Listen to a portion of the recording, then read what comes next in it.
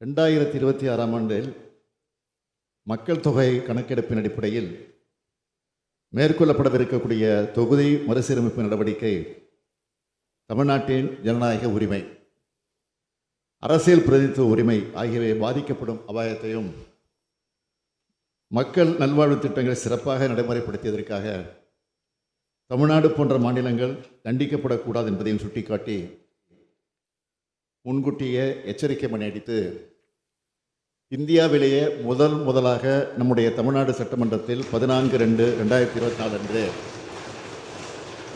ஒருமனதாக தீர்மானத்தை நிறைவேற்றியிருக்கிறோம்.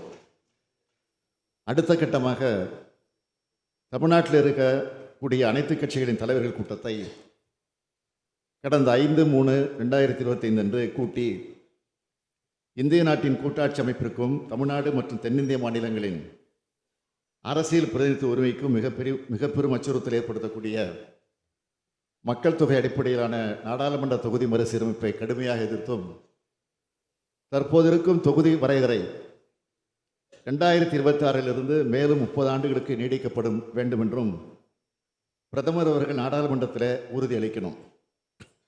அரசமைப்பு சட்டத்தில் அதற்குரிய சட்ட திருத்தம் நாடாளுமன்றத்தில் நிறைவேற்றப்படணும் எனவும், நாடாளுமன்றத்தில் தற்போதைய உறுப்பினர் எண்ணிக்கை உயர்த்தப்படும் பட்சத்தில் 1971ஆம் ஆண்டு மக்கள் தொகை அடிப்படையில் தற்போது நாடாளுமன்றத்தின் இரு அவைகளிலும் மாநிலங்களுக்கிடையே எந்த விகிதத்தில் தொகுதிகளின் எண்ணிக்கை இருக்கோ அதே விகிதத்தில் தமிழ்நாடு உள்ளிட்ட தென் மாநிலங்களின் தொகுதியின் எண்ணிக்கையை உயர்த்துவதற்கு தேவையான அரசியல் சட்டத்தை மேற்கொள்ள வேண்டும் என்றும் ஒன்றிய அரசை வலியுறுத்தியும், மக்கள் தொகை அடிப்படையிலான தொகுதி மறுசீரமைப்பில் தமிழ்நாட்டிற்கும் பாதிக்கப்படும் மாநிலங்களுக்கும் கிடைக்க வேண்டிய நியாயமான உரிமையை மக்களுக்கு தெளிவுபடுத்தி வெளிப்படுத்தி தீர்மானம் நிறைவேற்றப்பட்டது.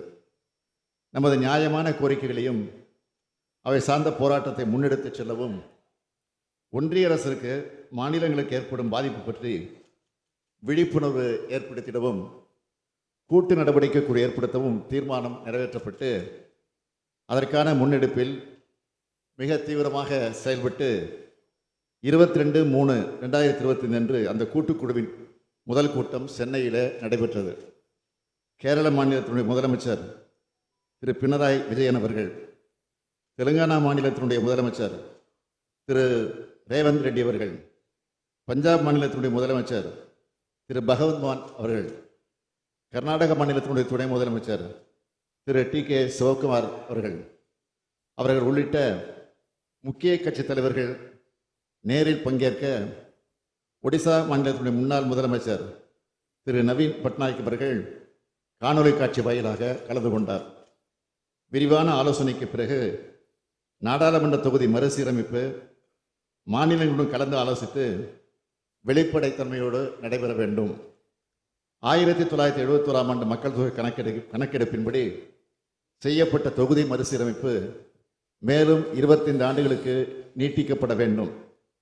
மக்கள் தொகை கட்டுப்பாட்டு திட்டத்தை வெற்றிகரமாக செயல்படுத்திய மாநிலங்கள் தண்டிக்கப்படக்கூடாது. உரிய அரசியல் சட்ட திருத்தங்களை மேற்கொள்ள வேண்டும். கூட்டு நடவடிக்கை குழு கூட்டத்தில் பங்கேற்ற கட்சிகளின் மாநிலங்களில் இது குறித்த தீர்மானத்தை சட்டமன்றங்களில் நிறைவேற்ற வேண்டும். நடைபெறும் நாடாளுமன்ற கூட்டத்தொடரில் இது குறித்து பிரதமர் அவர்களுக்கு கூட்டு நடவடிக்கை குழுவின் சார்பில் சந்தித்து கடிதம் அளித்து முறையிடுவது என கூட்டாட்சி தத்துவம், ஜனநாயக உரிமை, அரசியல் பிரதிநிதித்துவ உரிமை ஆகியவற்றை பாதுகாப்பதில் வரலாற்று சிறப்புமிக்க தீர்மானம் நேற்று முன்தினம் நிறைவேற்றப்பட்டுள்ளது என்பதை இந்த மாமன்றத்திற்கு தெரிவித்துக் கொள்ள விரும்புகிறேன். தமிழ்நாடு முன்னெடுத்து செல்கின்ற தொகுதி மறுசீரமைப்பு குறித்த விழிப்புணர்வு தேசிய அளவில் தாக்கத்தை ஏற்படுத்தி இருக்கிறது. அதற்காக இந்த முன்னெடுப்பிற்கு துணை நின்ற தமிழ்நாட்டில் இருக்கக்கூடிய பிரதான எதிர்க்கட்சி அதிமுக உள்ளிட்ட அனைத்து கட்சிகளுக்கும், கூட்டு நடவடிக்கை குழுவில் பங்கேற்ற அனைத்து கட்சிகளுக்கும் தமிழ்நாடு மக்களின் சார்பில் இப்பேரவையின் வாயிலாக என்னுடைய இதயபூர்வமான நன்றியை தெரிவித்துக் கொள்கிறேன். தமிழ்நாடு போராடும், தமிழ்நாடு வெல்லும் என்ற முழக்கத்தினர் அடுத்த கட்டத்திற்கு எடுத்து சென்று நமது உரிமைகளை, நம்போல் பாதிக்கப்படும் மாநிலங்களின் உரிமைகளை மீட்டெடுத்திட நியாயமான தொகுதி மறுசீரமைப்பை பெற்றிட தமிழ்நாட்டிலிருந்து நாடாளுமன்றத்தில் பிரதிநிதித்துவம் உள்ள கட்சிகளின் எம்பிக்களை எல்லாம் அழைத்துச் சென்று மாண்புமிகு பிரதமர்களை சந்திக்க இருக்கிறோம் என்பதையும் இந்த அவைக்கு தெரிவித்து அமைகிறேன். அவசர பொது முக்கியத்துவம்